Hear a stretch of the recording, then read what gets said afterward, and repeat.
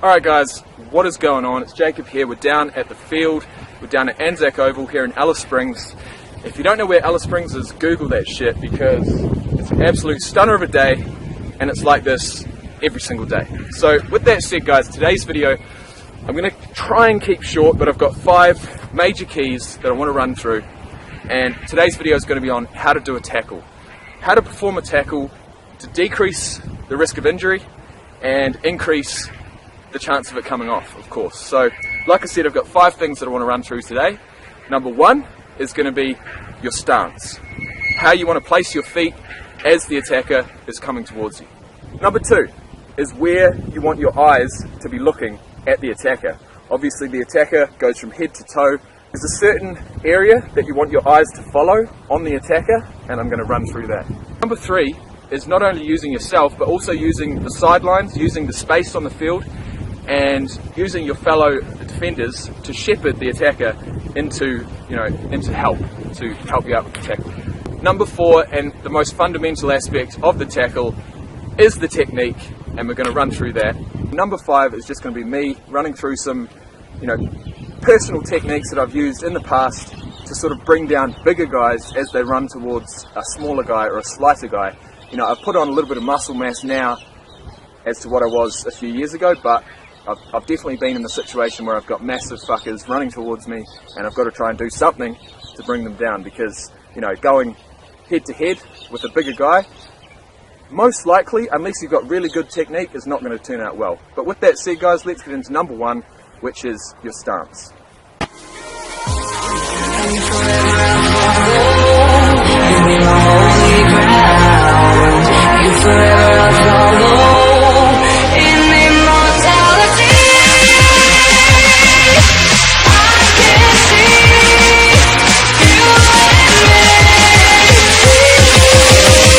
Alright, so when we're talking about making a tackle, you're going to want to put yourself in the best position to be able to move at any time and any which way. Okay, the last thing you want to do is be caught flat-footed when the attacker is running at you full tit. All that's going to do is allow the attacker to choose a direction at will and get round you, or they're going to keep running as fast as they are and absolutely steamroll the fuck out of you, and you're just going to get completely blown away.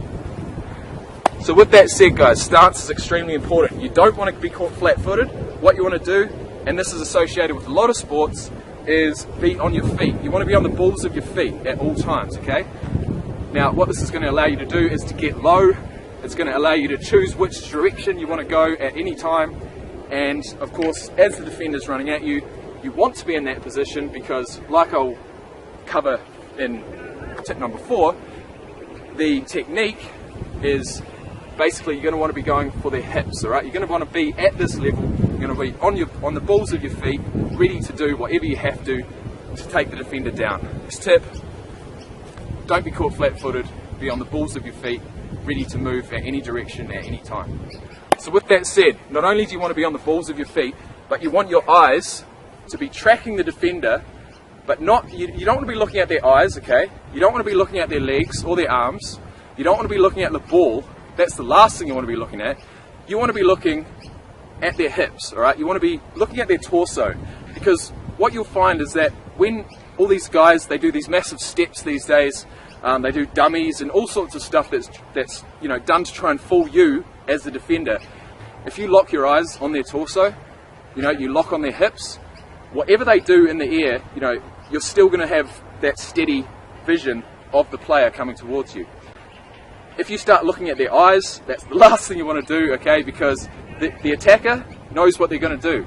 You don't know what they're going to do, alright? You really don't. I mean, you can be the most experienced player in the world, but if you've got someone coming up to you with a good step, it's extremely hard to defend, alright? Unless you're not only on the balls of your feet so you can move at any time, but as well as that, you want to be tracking the defender through their hips and through their torso. It's going to make it a lot easier to tackle the defender. Number 3, alright, and this is going to include your teammates, it's going to include the field. Okay, it's extremely important in the game of rugby to be aware of where you are, okay, to be aware of where your fellow defenders are, to be aware of the sidelines, Last thing you want to do is be pushed out. Tip number 3 is to use the field and use your fellow defenders to help shepherd the attacker into, you know, other defenders or either out. So, for example, let's say you're the last defender, right? They've broken through, you're the fullback, okay? I've played fullback in the past. This has happened to me many times. Someone's coming through, all right? Yes, your fellow defenders are coming back, but they're not going to get to the attacker before he gets to you. What are you going to do? The last thing you want is for him to clean step you or clean break and get through you as the last line of defence. What you want to do is you actually want to, you know, if you're not totally confident in bringing him down in the one-on-one tackle, you're going to want to sort of choose a direction to shepherd him into some help, or off to the sideline, okay? Because, for example, let's say he's running through, okay, I've got less space to work with on this side than this side. The last thing I want him to do is to choose this direction because he's got a lot of space to try and run around me, or, you know, do moves or pass the ball or whatever. I'm going to want to force him into the smaller part of the field because obviously it's closer to the sideline, and, you know, it's going to be more of a chance of me getting help to try and bring this guy down. So I'm going to want to be on the balls of my feet, but I'm going to want to sort of shuffle to the side and, you know, give him the opportunity to go that way. It may seem like the opposite thing you want to do, but as I said, when you're one-on-one, you're not confident in bringing him down, you want some help, that's what you're going to want to do. You're going to want to move to the side and be in control of the situation. You want to control which way the attacker is going to run, if possible. Of course, that's not going to work at all times, but, you know, it has worked for me before, and, you know, subconsciously it just happens. When you get used to the game of rugby, you know, you're here, you'll just think about it automatically. You'll know which way you want the attacker to run, and it'll pretty much happen automatically, or that's what happens to me. So one other thing that I'll touch on is, you know, whether you have a good side or a bad side of tackling. Let's say, you know, for example, this is true, okay, my right shoulder, as far as going in for a tackle, is a lot stronger and it has a lot better technique than my left shoulder. Now that probably comes down to the fact that I'm right-handed, but I want to be able to tackle him with my right shoulder, fall to the ground with my head on the top of the attacker, which I'll cover in my next tip, which is the actual technique. But basically, you know, I want to be able to tackle to the right and have the defender fall that way. So with that said, if he's coming towards me, I'm going to want to slightly step to the left. Not only am I pushing him into the side that's got the least amount of space, but I'm also pushing him to the side that's going to allow me to be able to tackle on my best side and have the best chance of taking him down and executing the tackle. So that is tip number 3. Tip number 4, guys, is, you know, it's everything to the tackle. It is technique. Okay, when I first started playing when I was 5 years old, there's one thing that I remember. Didn't like tackling too much, still don't like tackling too much. But my coach then and my coach now says one fundamental thing, and that is cheek to cheek. So we're talking about cheek on your face to arse cheek of the attacker. Now, the reason they say cheek to cheek, it's not only going to increase the chance of the tackle being successful, but it's going to decrease the chance of injury. All right. There's one thing I really want to put across, and that is technique is so important. All right, okay. The reason you see neck injuries, the reason you see, you know, shoulder injuries most of the time is poor technique. Okay, you've got these big guys running towards you. Okay, it's force on force. You know, bad technique is just asking for trouble. Okay, so this is a technique that I was told. It's a technique I see being performed all the time, and it's going to allow you to perform the tackle in the safest way possible. So cheek to cheek, it's going to be hard for me to explain this because I don't have a helper with me, but basically what we're talking about is your cheek on their arse cheek. So this goes back to what I said before about watching the opponent's hips. Alright, you're going to want to get down low, As far as where you actually want to initiate the contact, I believe, you know, between here and about here, okay? Anywhere below there, you're going to be asking to get like a knee in the face or an injury, you know what I mean? Anywhere above here, and it's going to be easier for the attacker to sort of push you off or fend you off, or you know, just brush you off. But if you go from about here to about here, like I said, cheek to cheek, going to allow you to really use the power behind your shoulder. You're going to want to drive that shoulder in between here and here. Obviously it's going to be basically on the quad muscle or on the cheek. Okay, there's quite a, everyone's got bony hips, alright? The last thing you want to do is go straight into the hip. Okay, so I'd say from about here to here would be the hot spot. That said, head position is extremely important, okay? You're going to want to end up on the ground with your head on top of the defender. The last thing you want to do is end up on the ground with your head under the defender, because it's not nice, alright? You can get crushed necks.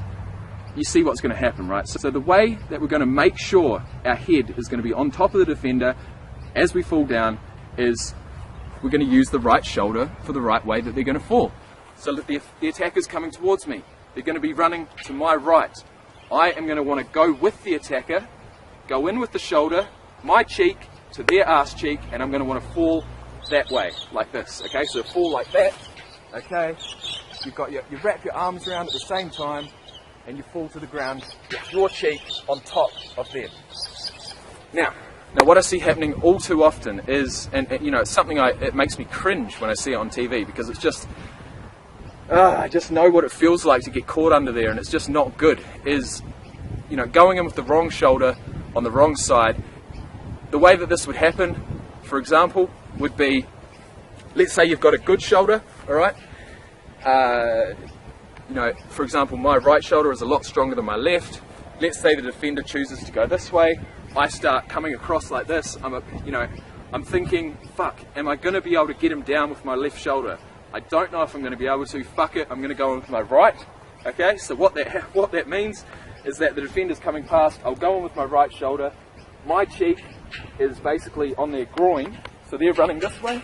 Okay, my cheek is going to be hitting here. And all that's going to be happening is all their weight is going to be crushed on my head and my shoulder, and it's just not going to be good. So I'll be coming in, I'll think, nah, I'm going to go on with my right shoulder, I'll do that. Okay, they've come, all their pressure here. I've wrapped them up, but my head is underneath the body when it hits the ground. It's the last thing you want to do, okay? I won't spend too much longer on that, but as you can see, the technique is extremely important.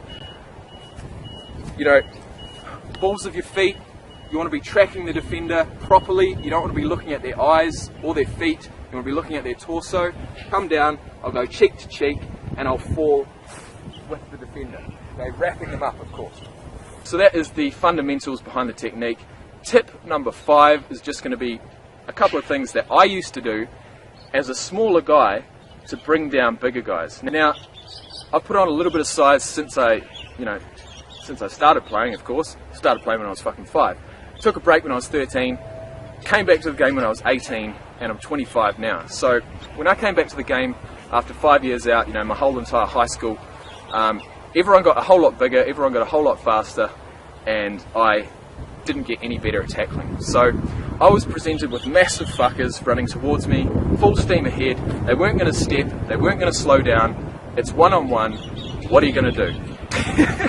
What are you going to do? Okay, so there's 2 things that I used to do. Number 1 is pretty fundamental. It's go low. Alright, you've got a massive guy, you've got a big guy coming towards you. The bigger they are, the harder they fall, right? That's what they've always said, and it's extremely true. You'll see it happen. All you need to do is take out one foot, and then, they're down. And they fucking fall hard, man, I'll tell you. So you go low, but you're still going to want to be using those fundamental aspects of the tackle to make sure you don't get injured. So you're still going to want to end up with your cheek on top of them as they fall to the ground. Obviously not every tackle is going to go perfect, but go low, take out the ankles, and they're going to fall down.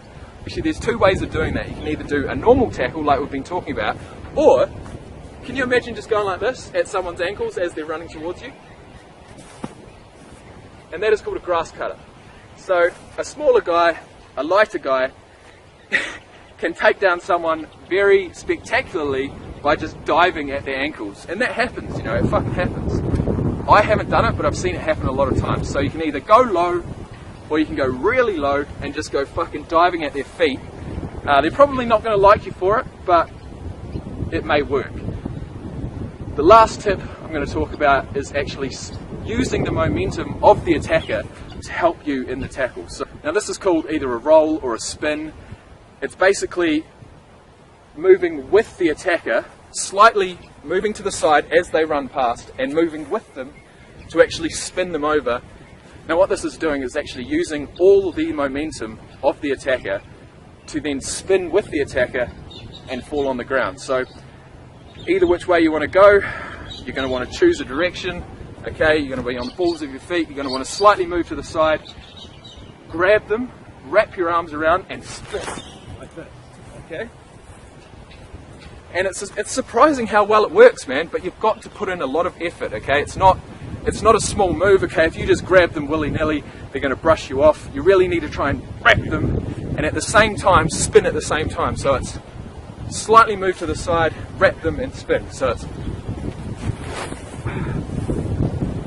something like that. But yeah, that would have to be my 5 major keys to the tackle in the game of rugby. And this is probably the 4th time I've actually shot this, so I really hope you guys enjoyed. I hope you guys have got something from it. The game of rugby is an amazing game. I love it. You can apply these techniques to the game of rugby union, rugby league, AFL, NFL, I really don't know. But either way, of course in the game of rugby you don't have any pads, you got no protection. It really is up to you as the player and as the defender to improve your technique, to decrease the risk of injury and increase the percentage of that tackle coming off, because it's a fucking great feeling, alright? 5 minutes into the game, if you've made a couple of really good tackles, man, that really does set the tone for the rest of the game. So anyways, that was it. I'm going to have a little run around now. May as well, I'm down at the field. Hope you guys have a great day, I hope you have a great game. I hope your tackling technique goes from strength to strength, and hey, this was just my 2 cents. If you agree with it, if you don't agree with it, let me know down in the comment section below. I do read every single one of my comments, and basically, man, I just want to spread this amazing game rugby with the rest of the world. So with that said, guys, that's me. Peace out. Have a good one. Yeah.